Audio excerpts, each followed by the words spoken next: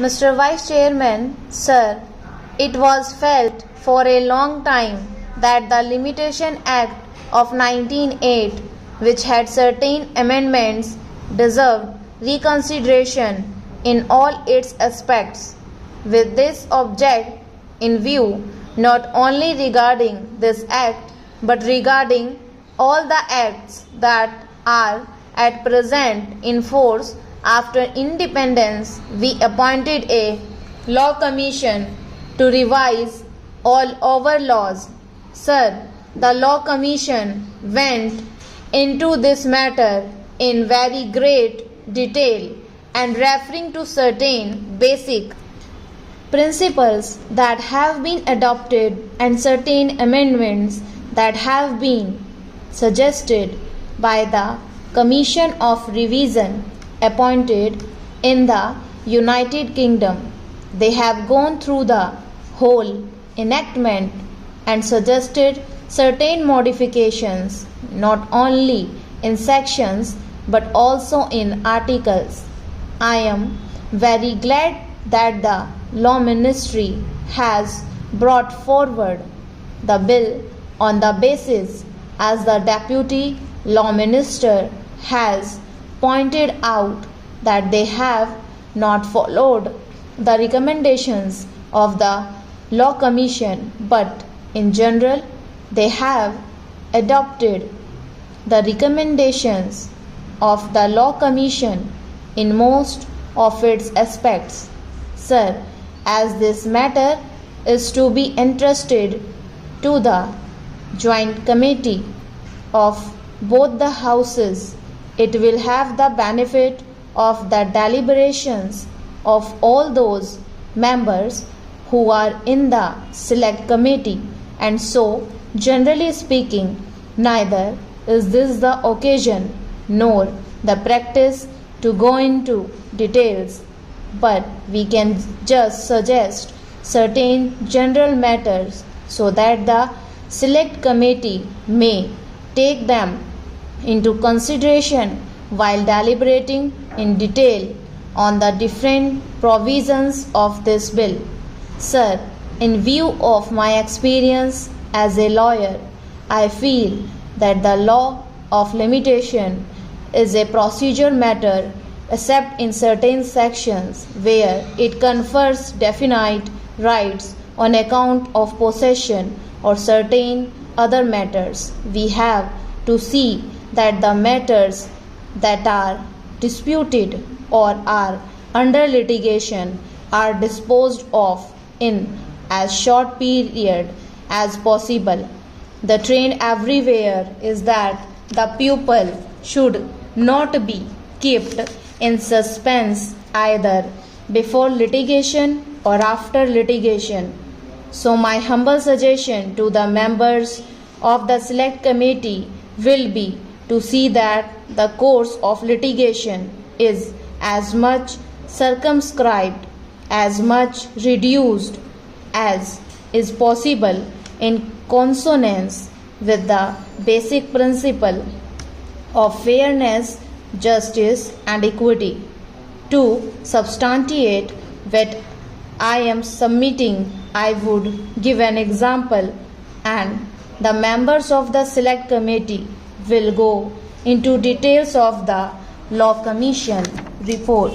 So far as matters relating to trustees to whom the property has been entrusted, or in case of disability as minors or insane persons and similar cases are concerned, of course we will have to take all necessary precautions, and if necessary we can extend the time so that these persons who are suffering under any disability should not in the long run suffer on account of the provisions of the Limitation Act.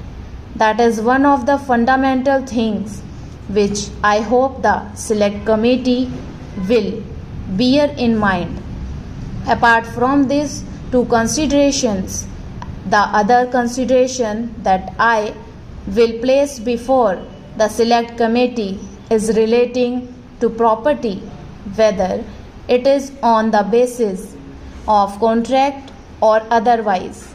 I am glad that they are trying to very much simplify things by including definite categories into a simple form. Similarly, by including petitions in applications, they are trying to cover up a bigger scope, and all these details I need not go into at this stage, but I would request that they get the time reduced rather than extend it. For instance, in money matters, instead of 3 years, I would be happy if it is a case of 1 year. In matters of land, of course, those days when there were big zamidars, big talukadars or jagirdars were different. Now the whole trend has changed. If at all, a litigation is confined to commercial matters where everybody is alert.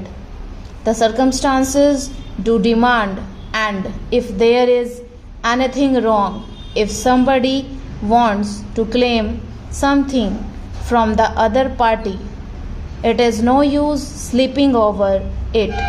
So, the period of limitation should be considered in all these matters from this angle, that so far as possible, let the litigation be introduced or let the suit be filed as early as possible, and accordingly the disposal could also be done. So, I would request the select committee to take the changed circumstances of the country into consideration and come to the conclusion to simplify matters, and let us reduce it so that the limitation as far as possible may be reduced. We know that protracted disputes go on, as I have just pointed out, which give rise to different interpretations, as is evident from the Law Commission report, and the different high courts have taken different views on certain matters.